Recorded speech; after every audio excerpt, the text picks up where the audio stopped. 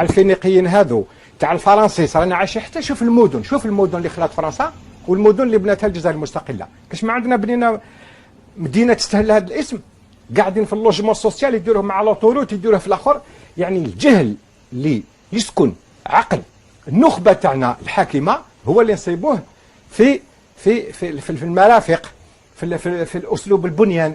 حنا شعب بدون دستور، ما عندناش كواغت في التاريخ، هايمين. نو سوم دي كلونديستان دو ليستوار، نو سوم دي ريسكيور دو ليستوار. زادن بلا كواغت كما الهجره الغير الشرعيه.